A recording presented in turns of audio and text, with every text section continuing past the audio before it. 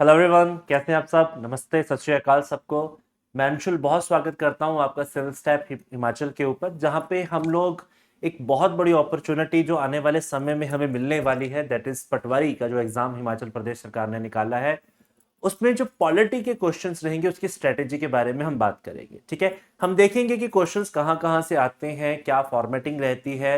हालांकि इस बार कह रहे हैं सिलेबस भी चेंज हुआ है, कमीशन भी चेंज किया गया, तो कुछ चेंजेस होने के चांसेस हैं।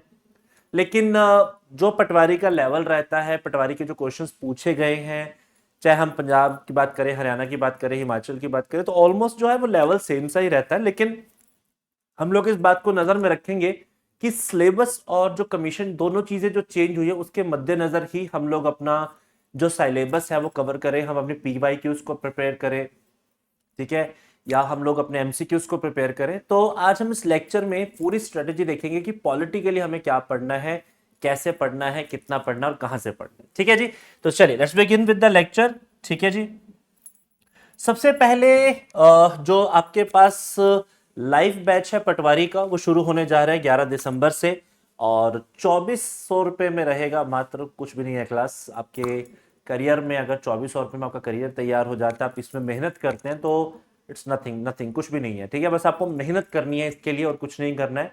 बस ये है कि मेहनत सब कर रहे हैं, आपको उससे थोड़ी ज्यादा मेहनत करनी है। ठीक है, मेहनत सब कर रहे हैं, ऐसा नहीं है कि कोई मेहनत नहीं कर रहा है, आपको थोड़ी ज्यादा करनी है। उसी मेहनत को हम लोग स्मार्ट वर्क बोलते हैं। क्लास हार्ड वर्क सब करेंगे ना, स्मार्ट वर्क कैसे करना है वो भी हम आप लोगों को बताएंगे। दूसरा, आपके पास जो पूरी फैकल्टीज रहेंगी, पूरी जो टीम रहेगी ज्ञानम आपके सिविल स्टैप की, इसी के बीच में रहेगी। ठीक है, हर बंदा अपने अपने सब्जेक्ट का, अपने अपने फील्ड का एक्सपर्टीज रहेगा। हर सब्जेक्ट के लिए आपको एक सेपरेट बंदा मिलेगा जो आपको अपने सब्जेक्ट की एक्सपर्टीज की बेसिस पर पढ़ाएगा, सो दैट आपकी प्रिपरेशन में कोई कमी ना रहे। एंड वी विल ट्राई कि with in the span of 3 to 4 months आपका पूरा सिलेबस है, math, reasoning, English, GK, Hindi, आपका HP, GK, polity, history, geography, सब हम लोग कवर करें इसके अंदर। कोई भी हम लोग चीज इसमें नहीं छोड़ेंगे। और एक चीज याद रखनी है आपको, जो सब पढ़ते हैं ना क्लास, पेपर उन्हीं का क्लियर होता है। ठीक है, आप लोग अगर सोचते हो कि हम सिर्फ हिंदी छोड़ के चले जाएंगे, हम बाकी सब कर लेंगे तो हमारी तैयारी हो जाएगी, हम सिर्फ जीके जीके करके चले जाएंगे, मैथ रीजनिंग नहीं करेंगे, तो नहीं होगा। आप अगर एक भी सब्जेक्ट छोड़कर जा रहे हैं तो आप अपने 4 से 5 नंबर को पीछे छोड़कर जा रहे हैं। 4 से 5 नंबर का मतलब है आप रैंकिंग में कम से कम 500, 700, 1000 रैंक पीछे चले जाओगे। तो अगर आप उसके लिए रेडी हैं तो आप कीजिए, अदरवाइज तो कोई चांस नहीं हो पाएगा। ठीक है जी, तो सबसे पहले देखते हैं कि इंडियन पॉलिटी में हमारी जो वेटेज रहती है आमतौर पर वो कितने क्वेश्चंस की रहती है, कहां कहां से आपको ज्यादातर क्वेश्चंस पूछे जाते हैं, तो उसके बारे में हम लोग बात करते हैं। ठीक है जी, सबसे पहले अगर मैं अभी तक के जो प्रीवियस पेपर्स हुए हैं, मैं हिमाचल कमीशन की भी बात करूं, चाहे इन्होंने क्लर्क का पेपर लिया हो, चाहे इन्होंने पटवारी का पेपर लिया हो, पुलिस के पेपर लिए हो, तो अगर मैं उसका हिसाब लगाऊं तो एवरेजली जो पेपर के अंदर आपको पेपर में क्वेश्चंस पॉलिटी के पूछे जाते हैं, इट वेरिएट्स। ठीक है, जरूरी नहीं है कि इतने ही होंगे, बट 5 से लेकर 8 क्वेश्चंस की आपकी एवरेज तकरीबन तकरीबन हर पेपर में पॉलिटी में रहती है। ठीक है, एंड खुशी की बात यह कि अटेम्प्टेबल क्वेश्चंस होते हैं, ऐसा कोई बहुत ज्यादा डिफिकल्ट क्वेश्चंस आपको पॉलिटी के नहीं पूछे जाते हैं। पॉलिटी के क्वेश्चन जो आपके पास आते हैं, संविधान से जो क्वेश्चन पूछे जाते हैं, वो आसान है। आप उन्हें पढ़ेंगे, समझेंगे, अगर आपने सिलेबस एक बार पढ़ा होगा तो आप अटेम्प्ट कर सकते हो, क्योंकि सिलेबस तो इतना बड़ा है ना, उसमें से पूछना इतना सा है, तो कहां से पूछा जाएगा वही तो इंपॉर्टेंट होता है ना। What to read and what not to read is the important aspect of any examination, कि क्या करना है क्या नहीं करना है, ना क्या नहीं करना वो ज्यादा जरूरी हो जाता है ना। तो इतने बड़े सिलेबस में से क्या क्या इंपॉर्टेंट है हम उसको देखकर चलेंगे। ठीक है, we will go for the conceptual clarity. हम देखेंगे कि आपकी जो पॉलिटी के जो कंसेप्ट बेस्ड क्वेश्चंस आ जाते हैं, जैसे क्वेश्चन का एग्जांपल मैं आपको देता हूं कि डेमोक्रेसी का हॉलमार्क फीचर क्या होता है। ठीक है, कि अगर आपको देखना है कि किसी देश में लोकतंत्र है या गणतंत्र है, तो उसका सबसे बड़ा जो हॉलमार्क साइन है वो कौन सा हो सकता है, किससे पता लगेगा कि देश में डेमोक्रेसी है ना। NCERT का सीधा क्वेश्चन है क्लास, है ना, आंसर इज रिलीजियस फ्रीडम। तो ये कंसेप्चुअल क्लैरिटी है, ये हम लोग जब फंडामेंटल राइट्स वैसे पढ़ते हैं तो हमें नहीं पता लगता है, बट अगर हम लोग इसको समय समय पर पढ़ते रहेंगे, देखते रहेंगे, तो then we will be able to clear that. हम लोग उसको कर पाएंगे, हम समझ पाएंगे कि इस तरीके के क्वेश्चंस को कैसे पूछा जाता है। तो हम लोग वो डायरेक्ट क्वेश्चंस भी देखेंगे जो आपको सीधे आर्टिकल्स पूछ लिए जाते हैं, पार्ट्स पूछ लिए जाते हैं, पावर्स पूछ ली जाती है, वो तो हमने करना ही करना है। हम कुछ क्वेश्चंस जो कंसेप्चुअल है वो भी करेंगे ताकि हमारा एक भी क्वेश्चन ना छूटे यहां से, ठीक है जी। इसके बाद आपको दिखेगा कि जो पेपर के पैटर्न है हमारे पास, जो पेपर का पैटर्न है वो पेपर का पैटर्न क्या है उसका हम सिलेबस का भी एक बार ओवरव्यू देखते हैं। तो सबसे पहले जो कॉन्स्टिट्यूशन के बेसिक्स हैं, ठीक है, जैसे बेसिक्स में क्या क्या आएगा आपके पास, ठीक है, बेसिक में प्रियम्बल आता है, प्रस्तावना आती है, आर्टिकल्स यानी अनुच्छेद आते हैं, शेड्यूल्स पूछे जाते हैं, अनुसूचियां पूछी जाती हैं हमें, ठीक है, हमें कॉन्स्टिट्यूशन के पार्ट्स में से क्वेश्चन पूछा जाता है, बेसिक फीचर्स क्या है ना, यूनिटरी फीचर है, सिटीजनशिप का क्या कंसेप्ट है। तो बेसिक बेसिक जो चीजें हैं वो कई बार आमतौर पर पेपर में पूछी जाती है, एक या दो क्वेश्चन आमतौर पर बेसिक से ही आता है। और बहुत बार ना बच्चे बेसिक में गलती करते हैं, उनको हाई लेवल का तो याद होता है लेकिन वो कई बार बेसिक सा क्वेश्चन आ जाता है ना, जैसे मैंने भी आपको एग्जांपल दिया था, तो बेसिक क्वेश्चन में बच्चा कई बार क्या करता है, गड़बड़ कर जाता है, ठीक है।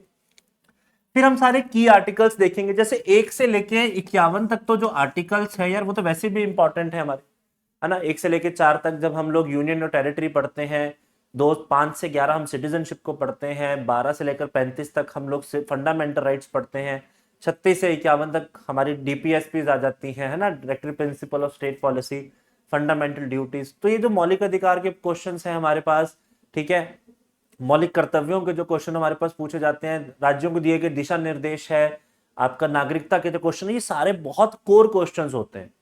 तो ये क्वेश्चंस ज्यादा हैं जो आपको पेपर में पूछे जाते हैं। अगर ये जल्दी समझ में आ जाए तो आगे का कॉन्स्टिट्यूशन वैसे भी समझने में हमें आसानी हो जाती है, ठीक है जी।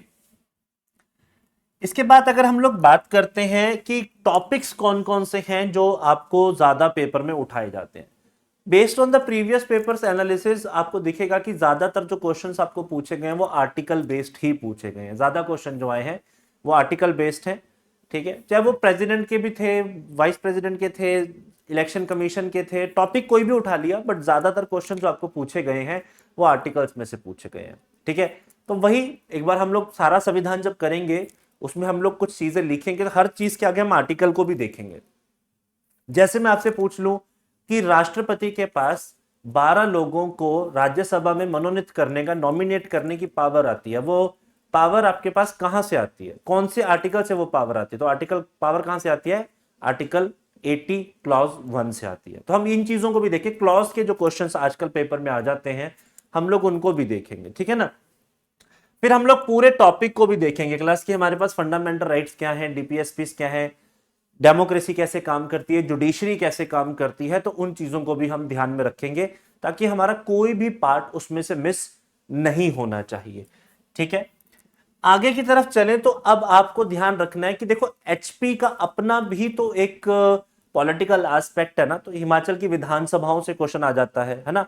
इसमें अब आपके पास स्टैटिक डाटा के साथ साथ आपको डायनेमिक डाटा भी पता होना चाहिए, यानी कि आपके जैसे आपसे किसी ने पूछ लिया कि कौन कौन सी सीटें एससी रिजर्व हैं, कौन कौन सी एसटी की रिजर्व हैं, फिर आपसे पूछ लिया कि आपके स्टेट का खेल मंत्री कौन है ना, तो ऐसे मंत्रिमंडल से क्वेश्चन आ जाते हैं। आपको चीफ मिनिस्टर्स की लिस्ट पूछ ली जाती है कि अच्छा 10वें चीफ मिनिस्टर कौन थे, कितने फीमेल चीफ मिनिस्टर्स हुई हैं, कितने मेल चीफ मिनिस्टर्स हुए, गवर्नर्स कितने मेल कितने फीमेल, उनमें से भी क्वेश्चन आपको पूछा जाता है। तो एचपी जीके में से भी जो आपका पॉलिटी का पार्ट है हम उसको भी देखेंगे कि एचपी के अंदर क्या क्या रहेगा।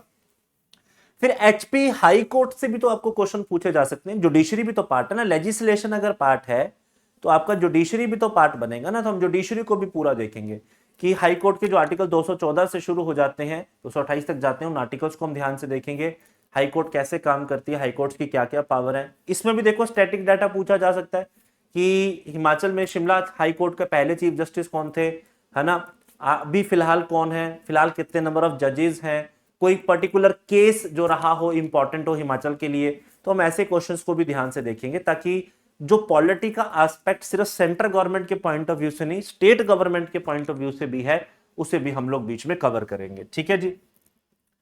अब पढ़ना कहां से है, स्टडी और स्ट्रेटेजीज हमारे पास कहां से होनी चाहिए, तो सबसे पहले जो हम लोग फोकस में रखेंगे वो हमारी एनसीईआरटी होगी क्लास, ठीक है। एनसीईआरटी और हमारे जो नोट्स हैं उसका एक कॉम्बिनेशन हम आपको बना के देंगे जो कि एनसीईआरटी बेस्ड ही होगा, एंड वी विल ट्राई कि जो हम सिलेबस कवर करें उसमें प्रीवियस पेपर्स या और आने वाला जो एस्पेक्ट है, जो सिलेबस चेंज की हम लोग बात कर रहे हैं, उसी के अकॉर्डिंग उसको हम लोग प्रिपेयर करें।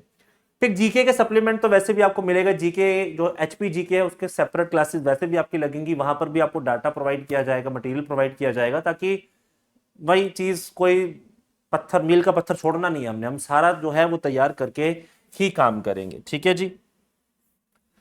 फिर हम देखेंगे कि जो हमारी स्ट्रेटेजी की तैयारी है उसमें हम सबसे पहले करेंगे डेली रिवीजन। जैसे क्लास स्टार्ट हुई तो हम पहले 10-15 मिनट देखेंगे कि हमने कल क्या किया था। ठीक है, उसमें आपके डाउट्स क्या थे, है ना। सेशन खत्म होगा उसमें भी हम लास्ट 5-7 मिनट रखा करेंगे, जिसमें हम लोग देखेंगे कि आज हमने क्या किया। किसी को अगर कोई चीज नहीं समझ में आई है तो वो उसको समझे। बाइलिंगुअल रहेगा, हिंदी इंग्लिश साथ साथ चलेगी, ताकि ऐसा ना हो कि आपको लगे कि आपने कुछ सुना हुआ है या कुछ पढ़ा हुआ था लेकिन भाषा की बदौलत, भाषा की गड़बड़ की वजह से आपको वो नहीं पता लगा। तो इसको हम बोलते हैं लेमैन लैंग्वेज। हिंदी भी अगर मैं पूरी टिपिकल हिंदी पर उतराऊंगा तो वो भी आपको बहुत सारी चीजें नहीं समझ में आएंगी। तो हम कोशिश करेंगे एक ऐसी लैंग्वेज का प्रयोग करें ताकि हम लोग उस माध्यम से जो हमारा कम्युनिकेशन है, जो हम कहना चाहते हैं वो बात पूरी हो जाए। मेन तो वही चीज होती है। ठीक है, तो उस इंग्लिश का कहते हैं हम लोग इस्तेमाल करेंगे ताकि हमारा काम चले। फिर हम पीवाईक्यूज को देखेंगे, प्रीवियस ईयर क्वेश्चंस को देखेंगे, एंड हम उस स्टडी मटेरियल को भी रेडी करेंगे जो पीवाईक्यूज को भी कवर करता हो, और जो फ्रेश पीवाई जो आपके एमसीक्यूज बन सकते हैं हम उसको भी साथ साथ लेकर चलेंगे, ताकि छूटना नहीं चाहिए कुछ। ठीक है, फिर हम देखेंगे कि आपके फोकस एरियाज कौन से ऐसे टॉपिक्स है जो ज्यादा डिमांड करते हैं। जैसे फंडामेंटल राइट्स बहुत टाइम डिमांड करते हैं, पार्लियामेंट बहुत टाइम डिमांड करता है। अभी तो देखो जैसे पार्लियामेंट में से कमिटीज के क्वेश्चंस बहुत ज्यादा आने लग गए हैं, पार्लियामेंट्री कमिटीज बहुत इंपॉर्टेंट हो गई हैं, पार्लियामेंट्री फंक्शनिंग जो है वो बहुत इंपॉर्टेंट हो चुकी है आज की डेट में। तो उस टॉपिक को भी हम लोग यहाँ पे कवर करेंगे। कहने का मतलब ये था कि जो भी टॉपिक न्यूज में ज्यादा चल रहा है, जो पेपर में क्वेश्चन उठा सकता है, उसका हम ध्यान रखेंगे। ठीक है, फिर जो एचपी के क्वेश्चंस हैं उसको भी मैंने आपको बता ही दिया है कि उसकी भी हम स्ट्रेटेजी तैयार रखेंगे कि अगर हिमाचल प्रदेश के लेजिस्लेचर जुडिशरी में से कुछ स्पेसिफिक क्वेश्चंस बार बार आए हैं, कोई पर्टिकुलर ऐसा पार्ट रहा है जिसको बार बार हिट किया है हिमाचल गवर्नमेंट ने, तो उसको भी हम लोग ध्यान में रखेंगे। ठीक है, फिर डेली आपको दिखेगा कि हम लोग 1 घंटे की जो आपकी क्लास है उससे शुरू करेंगे। वैसे तो क्लास आपकी 1.5 घंटे की ही रहेगी, बट मैं आपको बता रहा हूँ कि 1 घंटा 1.5 घंटा दोनों हो सकता है, लेकिन 99.99% ये क्लास आपकी 1.5 घंटे की ही रहेगी। जिसमें मैंने आपको बताया कि हम 1.5 घंटे को कुछ इस तरीके से लेकर चलेंगे कि पहले 10 मिनट स्टार्टिंग में हम रिवीजन करेंगे और लास्ट के 10 मिनट के अंदर हम लोग आपसे आज जो करवाया उसके बारे में डिस्कस करेंगे। तो मोटा मोटा 1 घंटे में हम पूरी पढ़ाई करेंगे। वो जो आधा घंटे की हम लीवरेज लेके चल रहे हैं, उस आधे घंटे के अंदर हम प्रीवियस और आज का जो काम हुआ है उसको डिस्कस करेंगे, ताकि जो मैंने करवाया है वो आपको पता लगा है या नहीं लगा है। ठीक है, रेगुलर बेसिस पे आपके मॉक टेस्ट होंगे, ये फुल लेंथ मॉक भी होंगे और आपके सेक्शनल मॉक्स भी होंगे। मतलब जैसे मैं आपको पॉलिटी पढ़ाऊंगा तो मैं टॉपिक वाइज आपको पॉलिटी के एमसीक्यूज भी प्रोवाइड करता रहूंगा। ठीक है, देन द वीकेंड रिवीजन्स हम लोग देखेंगे कि एक बार सैटरडेज को कि कोई ऐसा टॉपिक जो किसी को नहीं समझ में आया है या कलेक्टिवली आप लोगों को लगेगा कि सर ये टॉपिक दोबारा करना चाहिए, तो हम उसको भी देख सकते हैं। ठीक है, रिव्यू करेंगे, आपके जो मॉक रेगुलर हो रहे हैं उसकी बेसिस पर भी डिस्कशन रहेगी कि आपने जो किया है वो आप सही भी कर रहे हो नहीं कर रहे हो, कहाँ लैग कर रहे हो। तो सो कॉल्ड आपके जो टीचर्स आपके साथ जुड़ेंगे वो मेंटरिंग भी करेंगे आपके पर्टिकुलर सब्जेक्ट की। ठीक है, एंड इसी बेसिस पर हम आपकी परफॉर्मेंस को भी एनालाइज करेंगे, सो दैट जिस पर्पस से आपने और मैंने स्टार्ट किया वो पर्पस हमारा पूरा होना चाहिए। एनालिसिस का पर्पस ही यही है। ठीक है, और शर्म नहीं करनी है किसी ने। अगर आपके नंबर 0 भी आते हैं पहले टेस्ट में तो कोई बात नहीं, 0 से 100 तक का ही तो सफर है ना, वही सफर हमें पूरा करना है। मिलके करेंगे, कोई दिक्कत नहीं है। ऐसा कोई पहाड़ नहीं है जिसको लेकर आपको टेंशन होगी। मैं अभी भी मान के चल रहा हूं कि पटवारी का जो पेपर है वो मॉडरेट रहेगा, बहुत टफ नहीं रहेगा। लेकिन जब पेपर मॉडरेट होता है ना क्लास, तो कंपटीशन टफ हो जाता है। फिर ऐसा भी होता है कि 100 में से 90 कट ऑफ चली गई, तो मेरे को वो तैयारी करनी पड़ेगी। पर वो तैयारी कब होगी? जब मैं रेगुलर बेसिस पर टेस्ट दूंगा, उसको एनालाइज करूंगा कि मैं कहाँ गलतियां कर रहा हूँ, कहाँ लैग कर रहा हूँ। कुछ लोगों ने तो कसम ही खा रखी है, मैथ नहीं करना, इंग्लिश नहीं करेंगे, हिंदी नहीं करेंगे, ये नहीं करेंगे, वो नहीं करेंगे।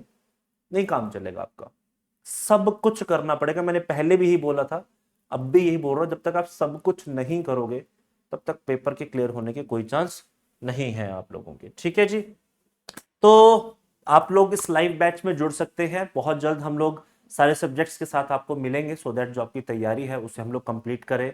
जो सरकारी नौकरी का सपना हम लोग देख रहे हैं उस सपने को हम लोग साकार करें, उसे पूरा करें, और उसमें हमारी तरफ से जो भी एफर्ट्स रहेंगे उन एफर्ट्स को हम लोग कंप्लीट करेंगे और अंत तक साथ चलेंगे। Till then just everybody take care of yourself, bye bye, God bless you all, see you soon into the classrooms. आपसे बहुत जल्दी कक्षाओं में मुलाकात होगी, क्लासरूम में बातचीत होगी और समझेंगे देश की पॉलिटिक्स को, देश के संविधान को, जो देश में चल रहा है उसको भी डिस्कस करेंगे। ठीक है जी, चलिए, thank you so much for joining your class, thank you so much.